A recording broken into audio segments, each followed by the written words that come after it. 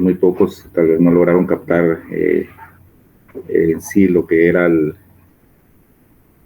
los puntos a tratar o los que se trataban para esta primera unidad de la clase de oratoria forense. Sin embargo, pues todo, hasta cierto punto, pues en la gran mayoría, pues todo bien sin novedad, ¿verdad? Excepción quizá de algunos compañeros que tuvieron inconvenientes para enviar o para lograr examinarse. Entonces, desde ya les adelanto que tienen que solicitar la autorización en coordinación, ¿verdad? Y si ellos pues, me lo autorizan a la brevedad posible, con mucho gusto yo realizaré ese examen extraordinario. Creo que lo haríamos expeditamente a través de una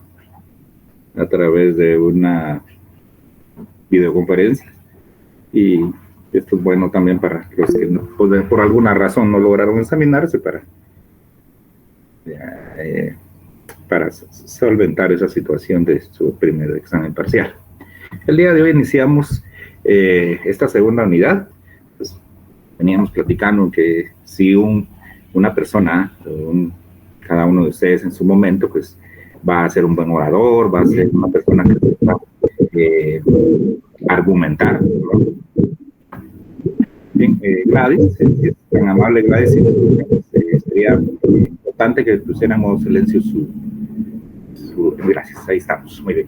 Entonces, les decía, al argumentar, pues se debe tener conocimientos de oratoria y en este caso oratoria forense, que es lo que nos compete.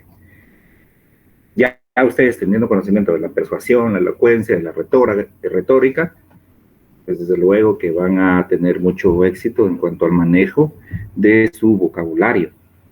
Pero fíjense que también para argumentar debe haber una predisposición, debe haber ese enfoque que deben realizar a determinado tema, o en este caso en el derecho, pues esa predisposición para estar concentrados, ¿verdad? Para realizar alguna determinada audiencia en este caso.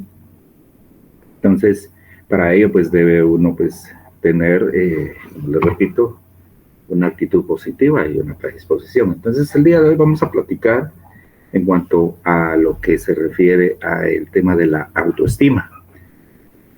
Desde luego que todos tenemos, por sentido común, un criterio en cuanto a la autoestima. En este caso, pues es importante determinar una definición, un concepto. Recuérdense que la definición es la delimitación de un concepto. Esto lo vimos en la primera unidad de este curso. Entonces, establecemos que la autoestima es la predisposición, que yo les vengo diciendo, y a experimentarse como competente para afrontar los desafíos, bueno, de la vida, y como también ser merecedor, ¿verdad?, a la felicidad. Eso lo dice una persona denominada Nathaniel Branden. Se lo repito, la autoestima es la predisposición a experimentarse como competente para afrontar los desafíos de la vida y como merecedor de la felicidad. Otro punto de vista, la autoestima busca objetivos exigentes que la estimulen, y el lograrlos la alimenta, ¿verdad? Desde luego que la baja autoestima busca la seguridad de lo conocido y poco exigente. Pero entonces limitarse a ello debilita la autoestima. El simple hecho de conocer, tengo conocimiento de las leyes, tengo conocimiento del artículo determinado, el artículo 132 del Código Penal, que establece el delito de asesinato, un ejemplo. Pues ya tengo conocimiento a qué se refiere y cuáles son los incisos y los verbos rectores del delito de asesinato. Sí, está bien, tiene conocimiento, pero para adecuarlo a un determinado caso, a un determinado proceso, desde luego, pues debe una persona prepararse debe saber cómo argumentar, como les vengo diciendo, y también establecer las situaciones si es un abogado defensor a favor de su cliente y si es una persona que puede ser trabajador del ente investigador o bien querellante adhesivo, pues desde luego que va a buscar esos medios o indicios que hagan creer la posibilidad de que la persona pudo haber cometido el delito. Entonces se va a fortalecer de todo el engranaje que contiene el derecho a nivel de el conocimiento a través de la doctrina y también de la práctica, y por supuesto esta autoestima es determinante para expresar o argumentar, desde luego, ¿verdad? Esa predisposición que tiene cada uno de ser esa persona competente para desarrollarse, ¿verdad? Y para obtener un resultado óptimo, ¿verdad? Y desde luego, si uno obtiene un resultado óptimo, pues obviamente uno se siente feliz, ¿verdad? Entonces, a eso nos referimos con la autoestima. Entonces, en cuanto a la definición, establece que según lo que establece la bibliografía del libro del distinguido licenciado Flores, Carlos Flores, pues entonces él indica que en cuanto a esta última, se refiere a la última definición, dice que le merece oportuna para manifestar nuestra certeza, que ninguna persona con baja autoestima se dirigirá con toda seguridad ante un público numeroso o bien ante cualquier escenario en donde se precise el uso de su lenguaje verbal y también el lenguaje profesional, ¿verdad? O sea, en este caso, él considera que la baja autoestima sí tiene un nivel protagónico a la hora de expresarse ante una multitud, ante una audiencia, ante determinadas personas. Entonces, inclusive él establece que si alguien o alguna persona tiene baja la autoestima, pues inclusive la expresión a través del lenguaje verbal, gestual, etcétera, ¿verdad? Va a ser muy deficiente. Entonces, establece siempre que con mucha frecuencia observamos personas que han obtenido altos niveles académicos, desde licenciaturas hasta doctorados, pero lamentablemente carecen de la habilidad de hablar en público eficientemente, lo cual les resta no solo credibilidad, sino prestigio profesional. Y en esto, pues, sí, efectivamente, pues, sí, podremos tener mucho conocimiento, pero si no sabemos transmitirlo, pues desde luego que sí crea un inconveniente bastante grande. Entonces, la aclaración según él, de los demás no crea nuestra autoestima, o sea, según lo que establece, o sea, lo que dicen los demás, o sea, la aclamación de los demás no crea nuestra autoestima. Tampoco el conocimiento, ¿verdad? Las posesiones materiales, las aptitudes, ¿verdad? Inclusive tiene que ver con temas de que para que haya una buena autoestima no tiene incidencia, según dice el autor, pues el matrimonio, la paternidad, tal vez una estética facial, una cirugía estética facial, pues esto considera él que no determina esa autoestima como tal, o sea, que pueda ser refrendada. Sin embargo, desde luego que una persona que se preocupa en sí mismo, definitivamente que va a tratar de presentarse de la mejor manera, ¿verdad? Y desde luego que esto va a hablar mucho, porque el aspecto de presentación, desde la presentación personal y luego la manera de expresarse es la que va a establecer que una persona, bueno, es elocuente, es una persona así, es una persona que efectivamente sabe argumentar, es muy buen orador, que sabe utilizar muy bien la retórica, en fin, las herramientas de la comunicación. Y para ello, entonces, para que haya autoestima, uno debe tener aprecio hacia sí mismo, ¿verdad? Hacia uno mismo.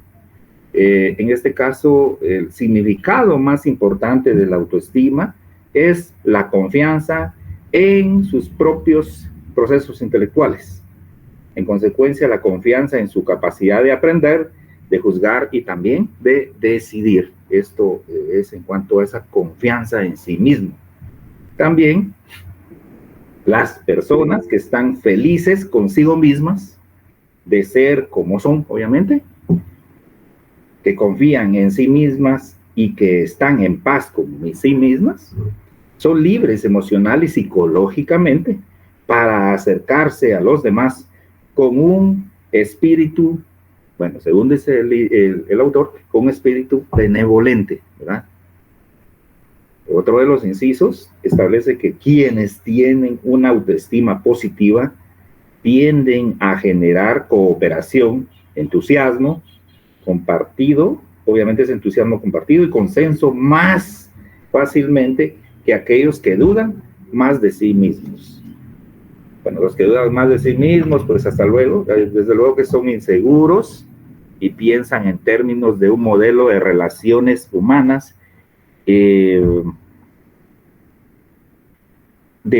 tipo contradictorio, ¿verdad? Una contradicción entre una persona y la otra como ganador y perdedor. Y eso no es el objetivo de una conversación, de un simposio, de un debate, etcétera. Desde luego que entonces la autoestima refleja, ¿verdad?, esa predisposición y por supuesto esa actitud positiva que tenemos o debemos tener cada uno de nosotros. Desde luego que por eso recomiendan que cuando se da una situación de un pesar, una situación de alguna situación lamentable, pues a veces inclusive a nivel laboral dan un determinado descanso, porque la predisposición que uno tiene obviamente no va a ser buena, ¿verdad? Entonces, en esto pues sí se ve afectada la autoestima. Así también en cuanto a esa inseguridad a sí mismo, bueno, en este caso, si hablamos de que debemos ser seguros para enfocarnos hacia los demás, esto hace que la autoestima esté muy alta. Pero ¿qué pasa con lo contrario, ¿verdad? Esa inseguridad en sí mismo. Como número uno, la falta de seguridad en sí mismo no es innata, ¿verdad?, sino que se desarrolla a lo largo de la vida. ¿Y cuáles son las leyes de ese desarrollo? Bueno, la respuesta es, según el autor, la respuesta es sencilla. Es a través de evidencias, de desengaño, ¿verdad? Entonces, la expresión técnica es, entonces, cuando se da a través de vivencias y desengaños, pues se vuelven frustraciones, ¿verdad? Entonces, las frustraciones son entonces ese reflejo, esa inseguridad en sí mismo. Yo no lo puedo hacer, no, a mí no confiaban en mí o no confío en mí mismo porque así me crearon, ¿verdad? Lo cual, pues, efectivamente es algo que no lo traemos, ¿verdad? Son afectaciones que se dan con el tiempo, pero que se pueden fácilmente superar. Número 2, la fuerza y la frecuencia de estos desengaños o frustraciones juegan un papel muy importante, desde luego que sí. Las vivencias de frustración no tienen que venir necesariamente de los demás. Pueden proceder también de sí mismos. Por ejemplo, el fracaso de un examen, ¿verdad?, puede influir a causa de una deficiente preparación, ¿verdad? ¿Qué pasa si una persona no se prepara para un determinado examen? El examen de oratoria forense, sencillo, de análisis y de una respuesta lógica, ¿verdad? Pero ¿qué pasa si no tenemos ese contenido, no tenemos una predisposición para el examen? Bueno, ya si no se recibe ningún tipo de ayuda, digo yo que de esa manera pues, van a salir seriamente afectados a la hora de sus respuestas. Entonces la inseguridad en nosotros mismos también será una desventaja para el orador. Sin embargo, es posible adquirir la confianza en sí mismos con la preparación y, por supuesto, con la práctica. Muy bien, esto es en cuanto a la autoestima, ¿verdad? Entonces, tampoco, como lo dicen algunos, unas personas que son de otro país, que dicen primero México, segundo México y tercero México. También el exceso, ¿verdad?, de la autoestima tampoco lo es, no es, considero yo, no personal, que no es bueno. La autoestima sí debe tener unos cánones bastante altos, pero tampoco abusar de ella, ¿verdad? Porque si no, pues caemos en otras situaciones. Bien, en cuanto a la autoestima, algunos aspectos de la seguridad de sí mismo y también cierta inseguridad en sí mismo, yo creo que no sé si tienen alguna duda. En caso contrario, pues continuamos con el segundo tema, que es el carisma. Muy bien. Cuando hablamos del carisma, nos hacemos la pregunta, ¿ya lo traemos o se aprende? Algunos de ustedes, compañeros que quieran participar, ¿qué opinan del carisma?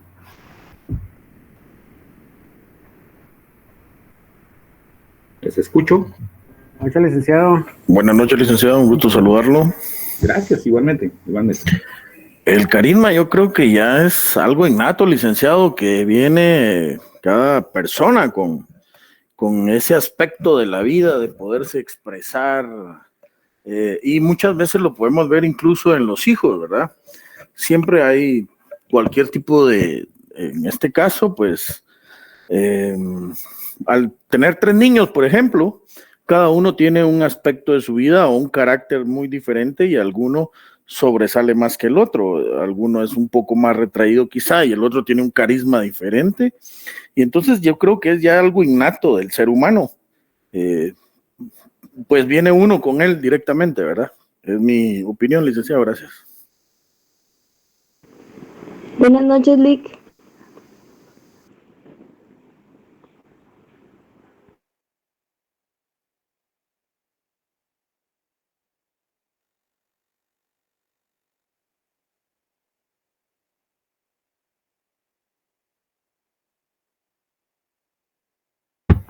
Jessica, perdón, tenía Sí. Es que no sabía si me estaba escuchando o no.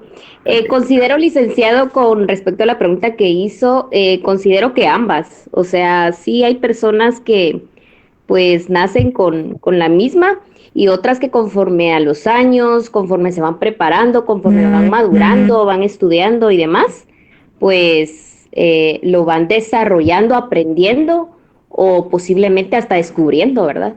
Excelente, excelente. Son por medio de las vivencias, según lo que usted analiza. Sí, pues el Sí, carisma. vivencias, madurez y temperamento también, ¿verdad? Porque pues recuerde que tenemos un temperamento que nos predomina, pero hay uno detrás de que pues viene hasta cierto punto a apoyar o respaldar el predominante, ¿verdad? Y conforme vamos madurando también, ¿verdad? Muy bien. ¿Alguien más? Licenciado, disculpe, buenas noches. Buenas noches, Manuel. El carisma, bueno, desde mi punto de vista, quizá tiene que ver más con alguien que cae bien, digo yo.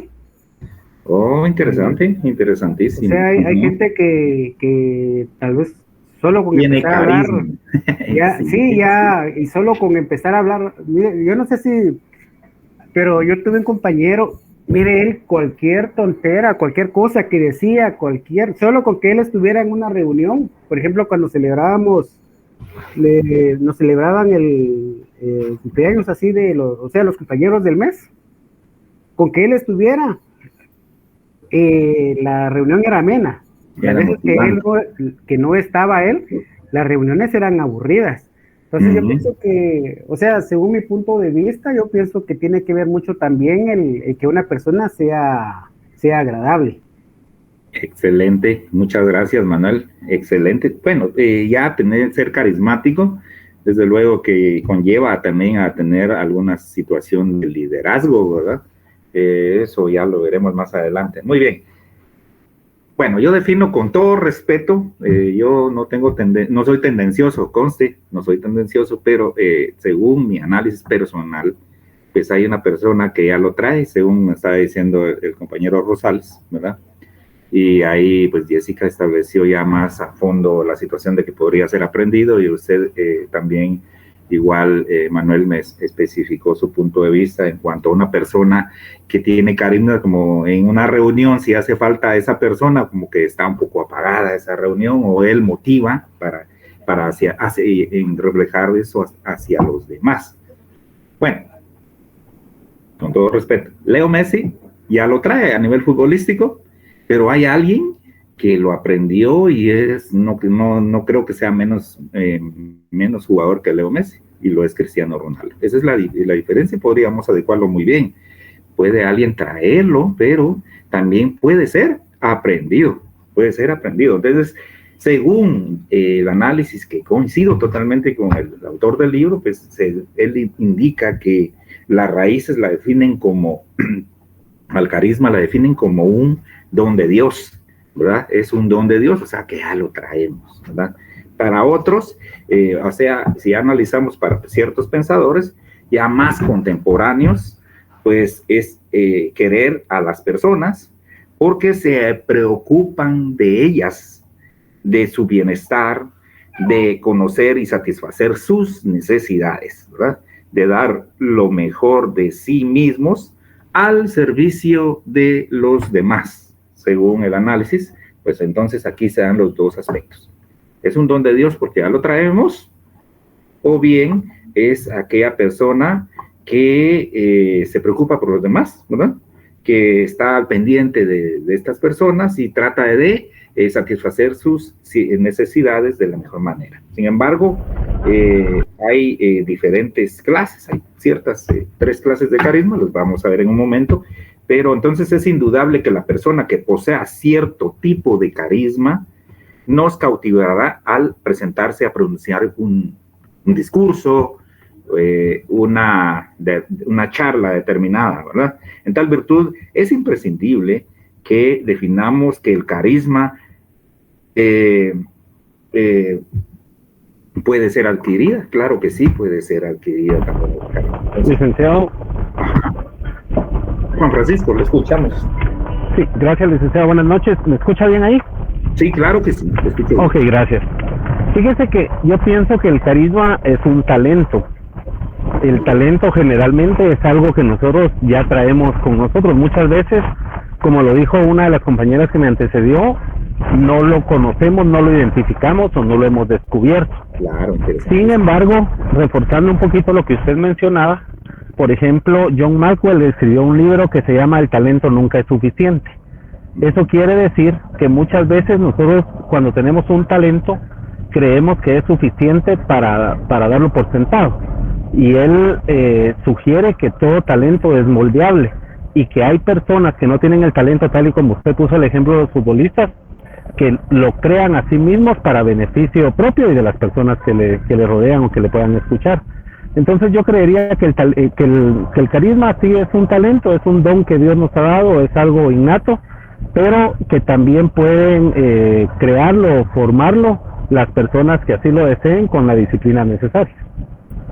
Muchas gracias, excelente Juan Francisco, excelente punto de vista. Sí, efectivamente, cuando uno, bueno, ustedes están a las puertas de cerrar la carrera, o ya cerraron algunos, ¿verdad? Y desde luego que se van a enfrentar al mundo práctico, y para muchos pues es de mucho, bueno, temor el establecer, bueno, yo no estoy acostumbrado a hablar en público, yo a la hora de una audiencia pues voy a defender a X o Y persona, o bien voy a acusar o sindicar a una persona, y cómo expresarnos. Bueno, esto es aprendido también. Yo tengo amigos conocidos muy buenos para argumentar, pero a la hora de yo solicitarles, miren, usted es un excelente fiscal, etcétera, me gustaría que me apoyaran en algún momento para una, bueno, en este caso, una disertación en un determinado punto de vista, algún tema, y ellos, bueno, al menos en este caso él me manifiesta que tenía un pánico o sea, miedo escénico, ¿verdad? Sin embargo, a nivel de argumentación era muy bueno, pero entonces, como dice el compañero Juan Francisco, son algunas situaciones que uno debe superar con el tiempo. Uno no se quiere imaginar defender a una persona, y si le va mal, pues de eso depende que sea absuelta o bien pueda ser objeto de una condena. Sí, pero es peor aún si uno no lo enfrenta, ¿verdad? Si no lo enfrentamos, porque en caso contrario, entonces no vamos a ser temerosos, ¿verdad? Entonces, sí tiene razón, efectivamente, el compañero también, Juan Francisco. Según también un pensador, en este caso Desmond, dice que nunca se tiene más de una oportunidad para manejar una primera impresión. Definitivamente esa primera impresión es determinante, ¿verdad? Así también, en cuanto a ciertos líderes carismáticos, éticos, notables, establecen esa situación de ese apremio, pero también esa predisposición también para aprender, ¿verdad? Entonces ellos demuestran habilidades que inspiran a las personas a hacer un esfuerzo extraordinario al expresar la creencia de que éstas pueden alcanzar su propio potencial. Ellos buscan dar poder a sus seguidores al proporcionarles ideas y oportunidades para el éxito personal y también para el éxito vocacional, que es lo que nos atañe en este curso. Entonces, la confianza es un componente muy importante de la comunicación carismática. Me refiero entonces al tema del carisma. Bueno, cuando las personas los conocen o las conocen por primera vez, o conocen a una persona como orador o líder, examinan rápidamente su experiencia y se forman una opinión en cuestión de instantes, ¿verdad? En cuestión de segundos. Primero van a revisar la tez, sus ojos, ¿verdad? El rostro, formularán un juicio y seguirán con su apariencia personal, su cuerpo, y entonces, y esta obviamente apreciación rápida, por lo general, le sigue el interés por su forma también, como les repito, de vestir, ¿verdad? Sobre la cual se realizan otras evaluaciones. Entonces, sí, efectivamente, en el ámbito en el que nos desarrollamos, esa presentación a la hora de presentarnos es, considero en lo personal, muy determinante. Y luego, pues después escuchan su voz y tratan de notar la calidad y el tono vocal, ¿verdad?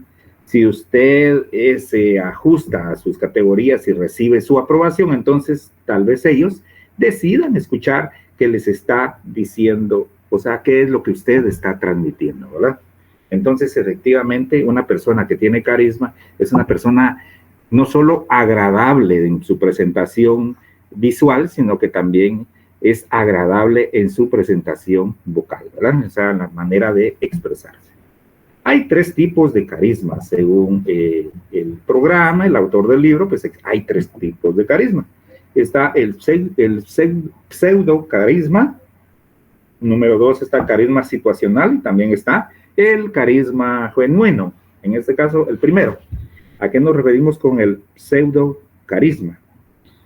Significa que poner en marcha el carisma cuando es necesario, usan el carisma como una herramienta para lograr un determinado objetivo. Es una imagen estudiada y puede resultar efectiva temporalmente, ¿verdad? Una persona que, pues, ejemplarmente una persona que puede actuar y, bueno, lo va a hacer de muy buena manera y va a actuar en determinada obra en la cual, pues, va a evidenciar ese carisma, pero que únicamente lo va a reflejar a través de esa obra. En la vida social sería una persona diferente. Esto es en cuanto al pseudo carisma. Número 2, carisma situacional. Se trata de desarrollar el carisma solamente en algunas situaciones. Por ejemplo, sobre un escenario, ante las cámaras de televisión, pero en otras situaciones no es capaz de desarrollarla, ¿verdad? Sí tiene mucha relación con el pseudo carisma. Y por supuesto, el carisma genuino. Eso, pues como dijo un compañero, creo que fue Manuel, pues, efectivamente una persona del grupo de amigos que hace falta y que como que motiva a los demás, ¿verdad? Entonces ya es una persona que lo trae, ¿verdad? Entonces el carisma genuino significa mantener la atención hacia las personas. Es mantener carisma siempre, tener siempre ese magnetismo personal. Al magnetismo personal, pues nos referimos a tener la capacidad de motivar y la admiración de sus seguidores. Y para ello, pues obviamente, nos llama la atención determinados temas o puntos de vista o algo cuando escuchamos y vamos manejando un ejemplo, y eso, pues sí, efectivamente, una persona carismática y esa que es agradable para manifestarse, pues lo vamos a escuchar con suma facilidad. Omar Morales, le escuchamos. Omar. No sé si me escucha. Bueno, muy bien, continuamos. Sí, le escuchamos, Omar Morales. Perdón, licenciado, se me está trabando un poquito, se me marcó la mano, disculpe. Ah, bien, pero interesante, Omar. Por lo menos, ¿qué opina usted del carisma? Pues yo, bueno, al igual que lo mencionaban unos compañeros anteriormente, es algo que uno ya lo trae y que de hecho se puede ir modificando con muchos factores, dependiendo del círculo en que uno se desenvuelva, de los estudios, de su trabajo, uno lo puede ir moldeando, pero es algo que le ayuda a uno en muchos aspectos, en las relaciones interpersonales, en el trabajo, con la familia, pero que aparte de que es algo muy útil, uno lo puede ir moldeando y es la forma en que uno se relaciona con los demás, opino yo. Muchas gracias, sí, excelente. Gracias, Omar. Francisca Hidalgo, le escuchamos, perdón. Buenas tardes, licenciado. Buenas tardes. Bueno, yo tengo una teoría, licenciado, y es que también depende mucho del círculo familiar, ¿verdad? Desde que todos somos pequeños, pues se nota a veces como en las familias, ¿verdad? Que hay como diferencia de tratos hacia los hijos, digamos, cuando son pequeños, que quizá a uno se le halaga más, se le consiente más, al otro no. Entonces yo pienso que eso define mucho como la personalidad y el autoestima también de cada persona, ¿verdad? Tengo esa teoría ahí de que uno ve situaciones así y como que sí se nota la diferencia con el trato ahí sí que desde el entorno familiar, ¿verdad? Sí, excelente. Punto de vista muy válido, sí, definitivamente es uno de ellos, el entorno social y máximo el entorno familiar, ¿verdad? Excelente, sí, definitivamente lo es. Muy bien. Vamos con el tercer tema del día de hoy, que es qué significa ser un líder. Bueno, ya hablamos de la autoestima, el carisma, y entonces, ¿en qué consiste ser líder? Pues una definición de líder. Bueno, es aquella persona capaz de influir en las demás. Eso es ser líder, saber influir en los demás. Bueno, para ello, pues, debe tener ese carisma, ¿verdad?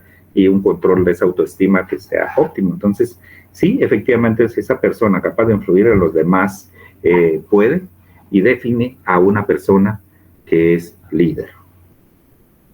¿Cómo se da?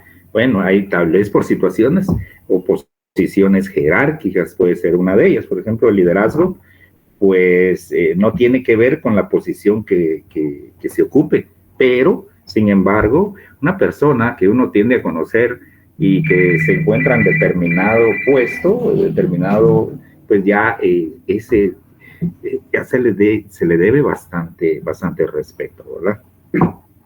Muy bien. Entonces, de acuerdo a la posición jerárquica, no es tan determinante. También, en este caso, una persona puede ser el jefe de un equipo, mas no es el líder, ¿verdad? Eso puede ser. Quizá nombren a X persona como el jefe de determinado grupo, sin embargo, el líder puede ser alguien más, una persona que influye en los demás, no precisamente puede ser un jefe, ¿verdad? Así también, ajá, dígame. Perdone que lo interrumpa. Esto está como muy ligado también con todo lo que venía hablando usted anteriormente, ¿verdad? Porque si la persona tiene un buen autoestima y es así como carismático para expresarse, digamos que tiene esa como habilidad también para influir y ahí llama la atención de los demás, pienso yo, y pues ahí va como entrando el rol de liderazgo, ¿verdad? Sin lugar a dudas, así es, compañero, efectivamente. Sí, el tener muy buena autoestima y también buen carisma hace que también definitivamente sea una persona que tenga liderazgo. ¿Ah? Eso es cierto. Muy bien, en cuanto al liderazgo, consigue que cada miembro trabaje y aporte lo mejor de sí, en este caso de él mismo o de sí mismo, en la lucha por alcanzar un objetivo común, ¿verdad? A eso se refiere el liderazgo, ¿verdad? A ese objetivo común. En este caso, pues, ahí ya tenemos ejemplos de personas que son líderes y personas que son nombradas líderes que no van a ser tan genuinos. El liderazgo y la sociedad del conocimiento. Pues la sociedad del conocimiento promueve un liderazgo basado en la capacidad del líder de ver, pues obviamente, la manera de ver el futuro, de emprender iniciativas de cambio y saberlas dirigir, de dominar las relaciones interpersonales y saber gestionar las emociones y también saber gestionar los sentimientos, ¿verdad? Los propios y los que también se adhieren al proyecto de cambio, ¿verdad? Yo por ahí he escuchado algunos simposios o también charlas que dan en cuanto al tema del liderazgo. En este caso, es importante. Agustín, ¿le escuchamos? Agustín Illescas. Ya usted ya había, si no estoy mal, ya había hablado, platicado, emitido su punto de vista. Sí, licenciado, disculpe, se me activó la mano. Muy bien, pero igual, ¿qué opina usted del liderazgo, Agustín? Pues con el liderazgo yo opino que es igual, ¿verdad? Que hay ciertas personas que lo traen y hay otras personas pues que vienen como para seguir a los demás, ¿verdad? Hay unos que se nota rápido cuando son líderes y pues otras personas que solo buscan a quién seguir, ¿verdad, licenciado? Varía mucho también en la persona si es muy tímida, siento yo, esa es mi opinión. Excelente, muchas gracias, excelente, sí. Sí, efectivamente ese liderazgo pues regularmente se da, pues ya el otro año ustedes creo que ya, no sé si va a ser híbrido, la presencialidad en clases. Están arreglando las instalaciones de la universidad, en este caso del campus central. Va a quedar muy bonito, ¿verdad? Eso es de felicitar pues a la presente administración. Pero en este caso, sí, efectivamente, cuando uno llega a clases por primera vez, uno piensa, ¿y a dónde me voy a sentar? ¿Hasta atrás? Bueno, los que están hasta atrás regularmente, por sentido común dicen, y los que están hasta atrás, bueno, son los que más molestan. Los que están en medio son los que más o menos, y los que se sientan hasta adelante, pues las personas que posiblemente tengan más interés, o pues era la percepción en aquel entonces. Y efectivamente, pues consejos que le dan a uno. El consejo que yo daba o que me daban era de que siempre es importante acercarse a las personas que uno considera que se identifica de mejor manera, ¿no?, con ellas. Si molestan mucho, pues ya dependerá de la persona si quiere acercarse a ellas o a las que considera que son las que estudian más, ¿verdad? Entonces, definitivamente esto crea esa personalidad y también la tendencia que uno lleva, y desde luego que desde ahí partimos para buscar y también enrolarnos, y así el engranaje de la vida nos trae a situaciones buenas, y también dependiendo de las amistades, eso es muy válido, muy verídico, pues también dependiendo de las amistades pueden haber situaciones lamentables, ¿verdad? Entonces sí depende de cada uno de nosotros. Muy bien, continuando con el liderazgo, según el autor del libro Reinterpretación del liderazgo, él considera que hay tres datos fundamentales.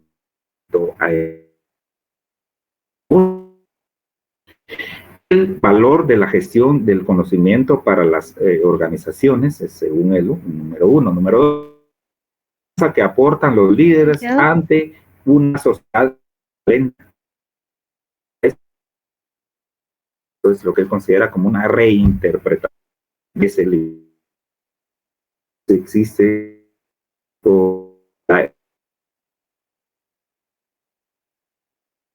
en cierta ser líder a hacer aprendizaje.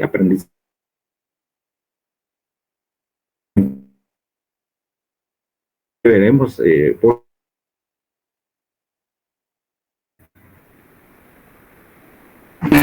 Perdón, interrumpo. Oscar, le escucho. Sí, podría repetir el segundo dato. En cuanto a la reinterpretación del liderazgo, esos datos.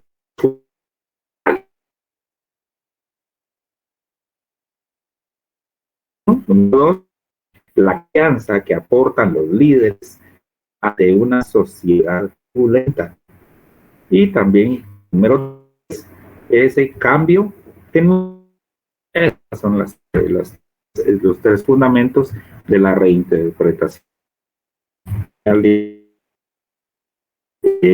Unos aspectos de liderazgo y también la empatía. Es importante platicar el día de mañana sobre la empatía. Compañeros, si hay alguna duda, con gusto, conectado unos minutos más. Caso contrario, damos por terminada